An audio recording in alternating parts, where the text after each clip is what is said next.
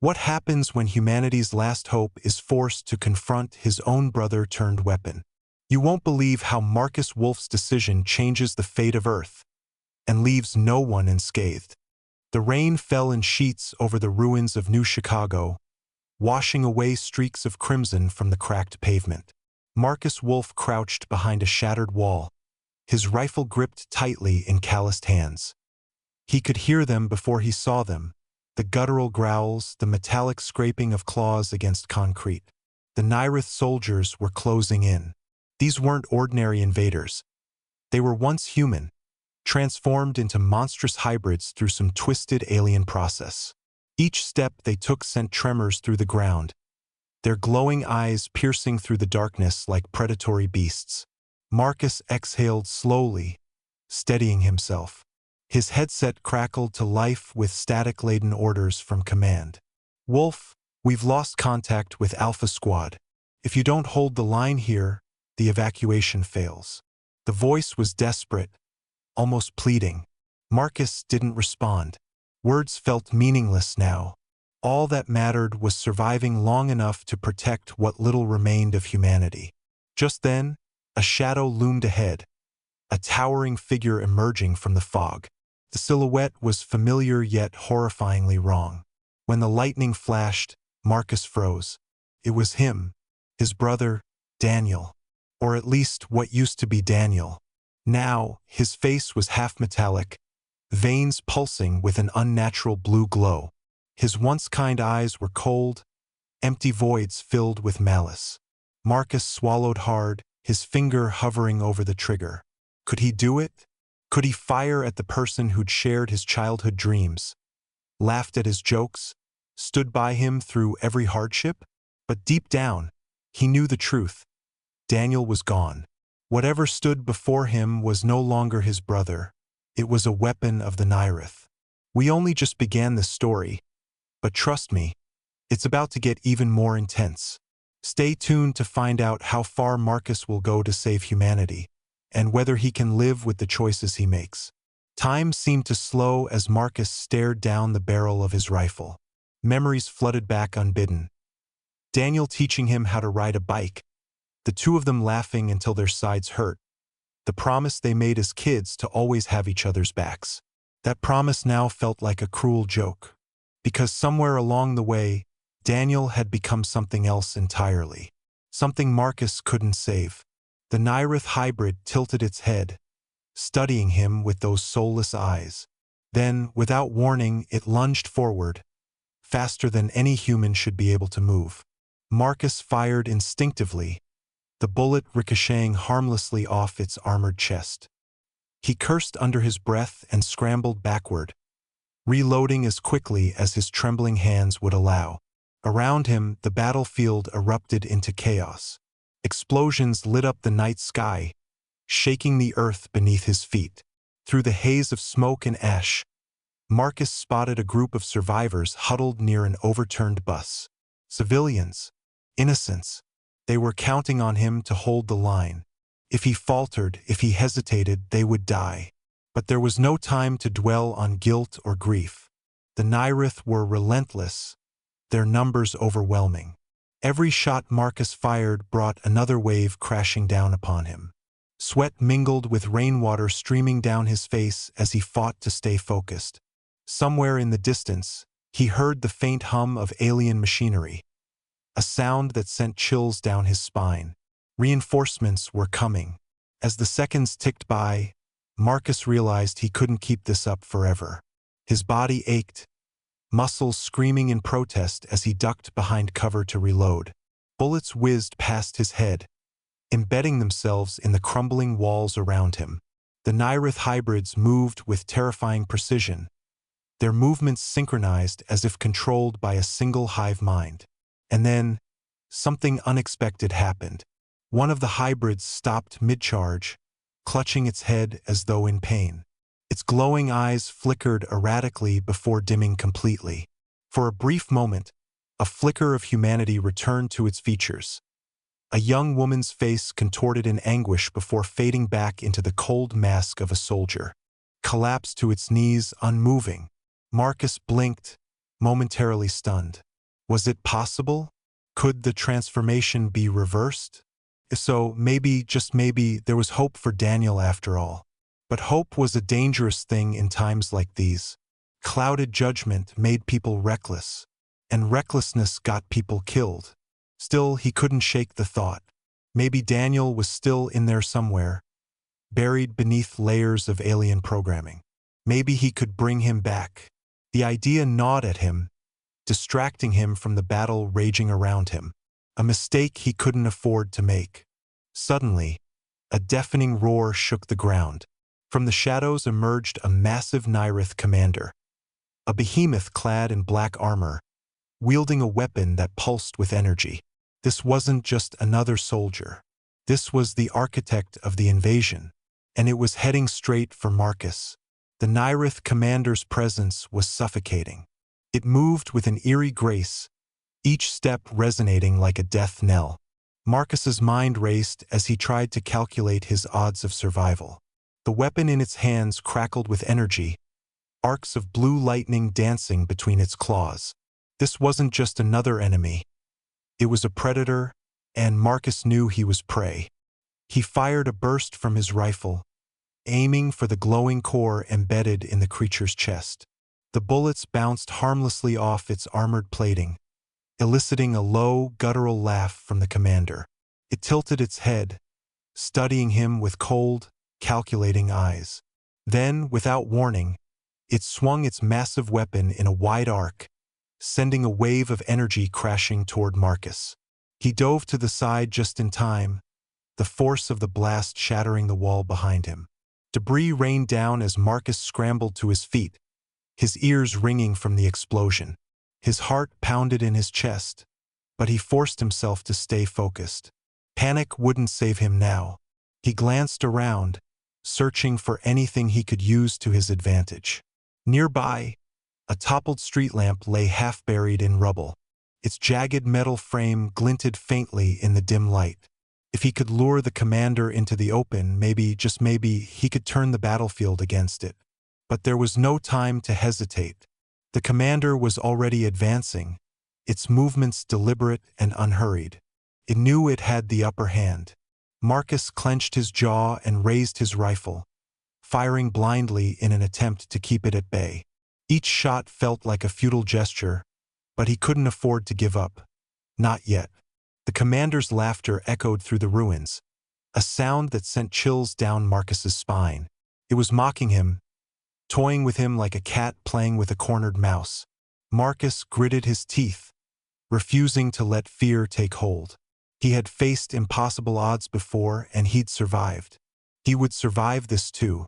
As the commander closed in, Marcus noticed something strange. His movements, while precise, seemed delayed, almost mechanical.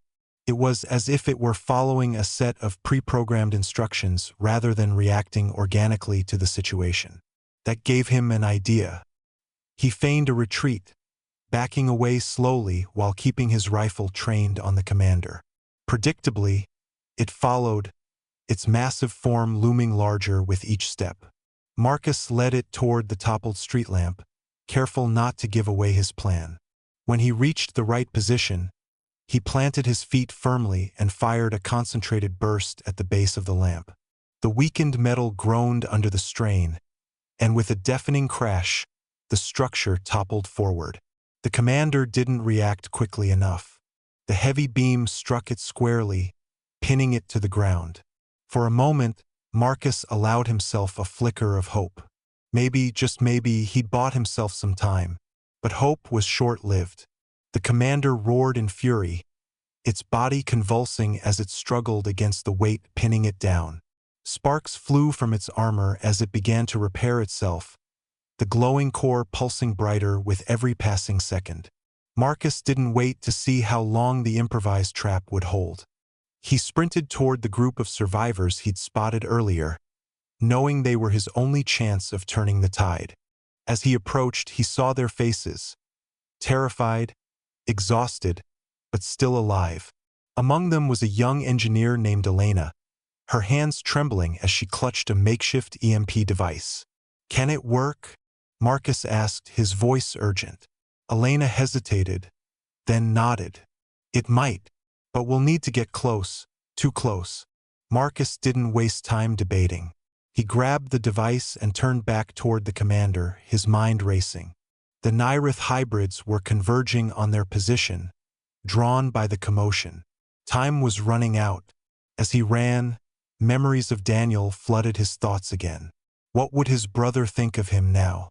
Would he understand the choices Marcus had made, or would he see him as a monster?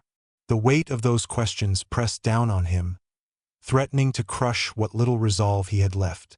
When he reached the commander, it was already free, its armor scorched but intact.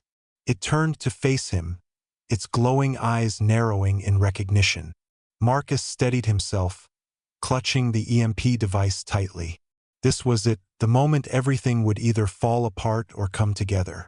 The commander lunged forward, faster than Marcus expected. He sidestepped, narrowly avoiding its clawed hand as it swiped at him. The air crackled with energy as the creature unleashed another devastating blast, forcing Marcus to dive behind a pile of rubble. His shoulder screamed in protest as he hit the ground hard, but he pushed through the pain, gripping the EMP device with white-knuckled determination. He couldn't fail, not now, not when so much was at stake. Summoning every ounce of strength, Marcus rolled out from behind cover and hurled the device directly at the commander's glowing core. For a split second, nothing happened. Then, with a blinding flash of light, the EMP detonated, sending shockwaves rippling through the area. The commander staggered, its movements jerky and uncoordinated as the electromagnetic pulse disrupted its systems. But it wasn't dead. Not yet. Marcus scrambled to his feet, grabbing a discarded piece of rebar from the wreckage. He charged forward, adrenaline coursing through his veins. The commander swung wildly, its attacks sluggish and unfocused. Marcus ducked under its guard and drove the makeshift weapon straight into the glowing core. The resulting explosion was deafening, a cascade of sparks and smoke engulfing the battlefield. When the dust settled, the commander lay motionless, its once imposing form reduced to a charred husk. Marcus collapsed to his knees, gasping for breath. Victory tasted bitter on his tongue. The commander was gone, but the war was far from over. As the adrenaline faded, exhaustion set in. Marcus's body ached, every muscle screaming in protest. Around him, the survivors emerged cautiously from their hiding places, their faces etched with relief and disbelief. Elena approached him, offering a canteen of water. He accepted it gratefully, though his hands trembled as he drank. "We did it," she said softly, her voice filled with awe. Marcus shook his head. "Not yet. There are more of them out there. And Daniel." His voice trailed off, the weight of his brother's transformation pressing heavily on his chest. Elena placed a comforting hand on his shoulder. "You can't carry this alone. We're with you." Her words offered little comfort, but Marcus nodded anyway. He didn't have the luxury of falling apart, not when humanity's survival depended on him. As they regrouped, Marcus noticed something strange. The Nyrith hybrids that had been pursuing them were retreating, melting back into the shadows. It was as if the commander's defeat had disrupted their chain of command. But Marcus knew better than to trust appearances. The Nyrith weren't done, not by a long shot. The temporary lull in combat gave Marcus a chance to assess their situation. Supplies were dangerously low, and morale among the survivors was fragile at best. They needed reinforcements, medical aid, and a plan to counter the Nyrith's overwhelming numbers. But first, they needed answers. Elena suggested infiltrating a nearby Nyrith outpost to gather intel. It was a risky move, but Marcus knew they didn't have many options.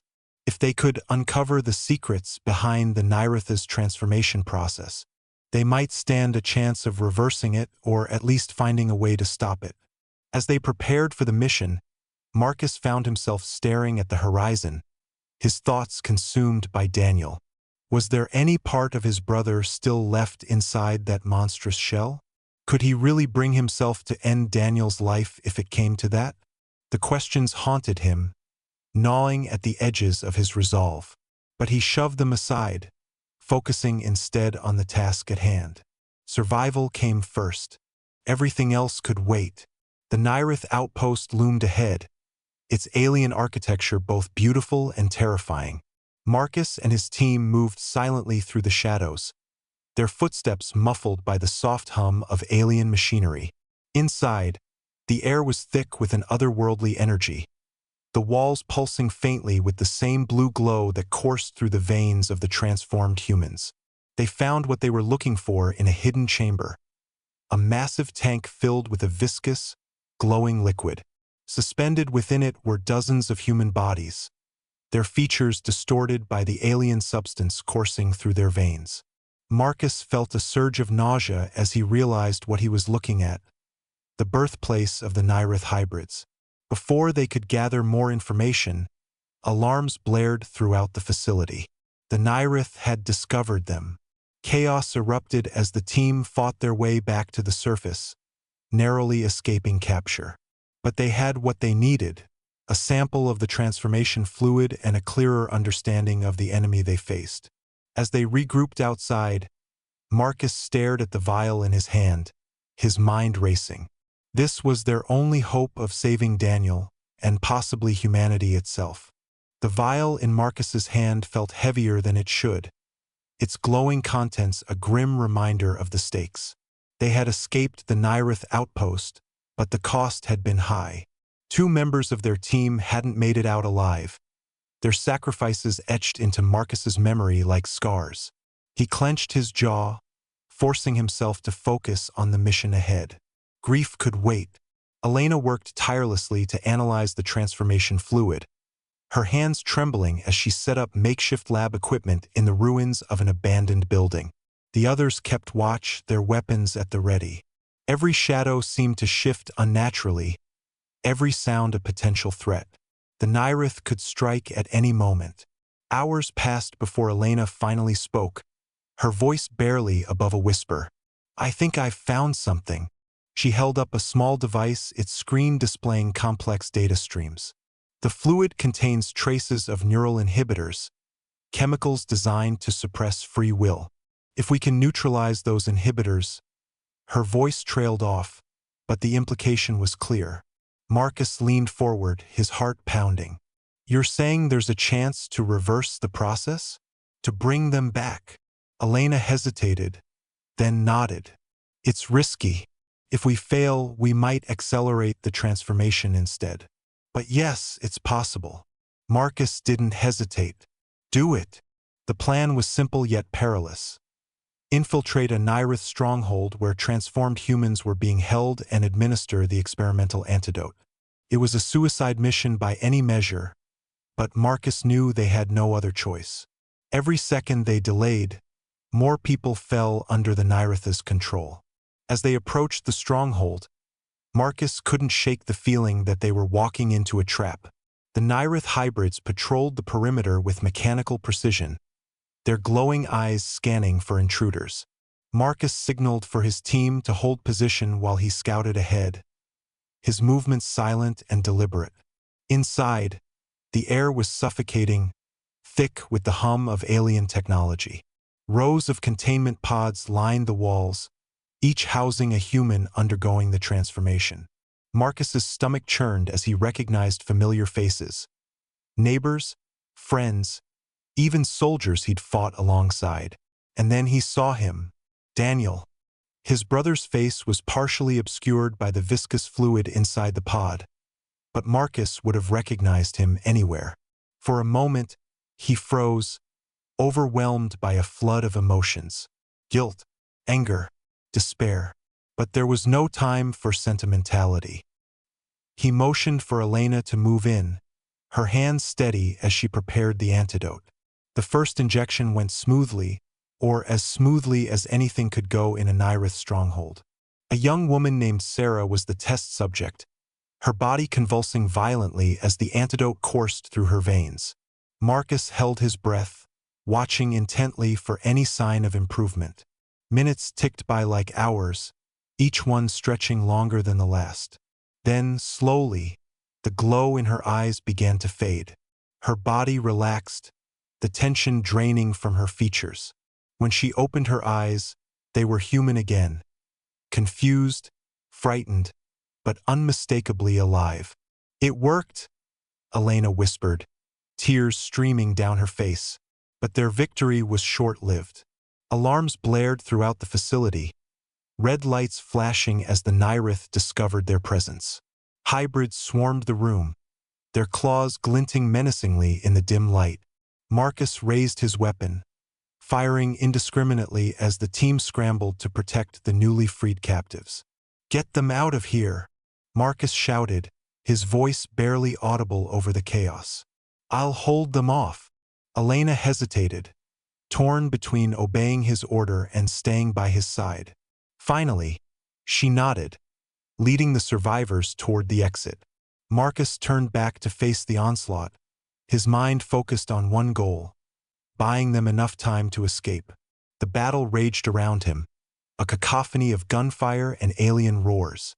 Marcus moved with practiced precision, his every action honed by years of combat experience.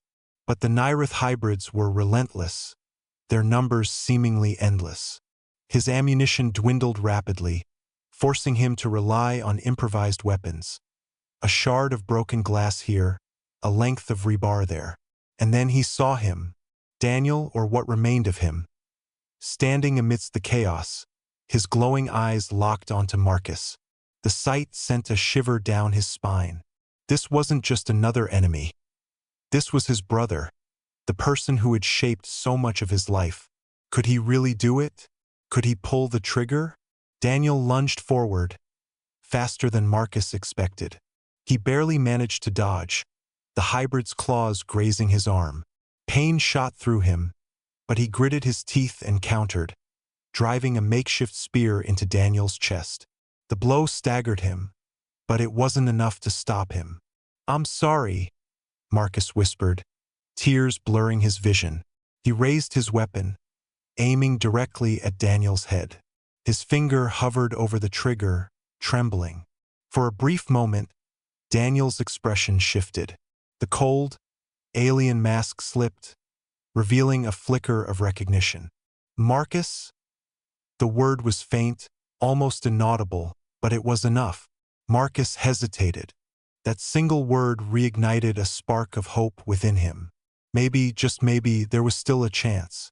With a surge of determination, Marcus fired, not at Daniel, but at the containment pod behind him. The explosion sent shockwaves rippling through the room, destabilizing the Nyrith's systems. Daniel collapsed to the ground, his body convulsing as the neural inhibitors were disrupted. Marcus rushed to his side, administering the antidote with shaking hands. Seconds felt like lifetimes as he waited for a reaction. Then, slowly, the glow in Daniel's eyes began to fade. His breathing steadied, his features softening as the transformation reversed. When he opened his eyes, they were filled with confusion and relief. "Marcus," Daniel croaked, his voice weak but unmistakable. Marcus let out a breath he didn't realize he'd been holding. "Yeah, it's me." Together, they fought their way out of the stronghold, joining the others in a desperate retreat. As they emerged into the open air, the sun breaking through the clouds, Marcus allowed himself a moment of quiet triumph. They weren't safe, not yet, but they had taken a crucial step toward reclaiming humanity's future. The war was far from over, but for the first time in months, Marcus felt a glimmer of hope. And sometimes that was enough. If you made it this far, you know the story is just getting started. Hit that subscribe button now to stay updated on what happens next.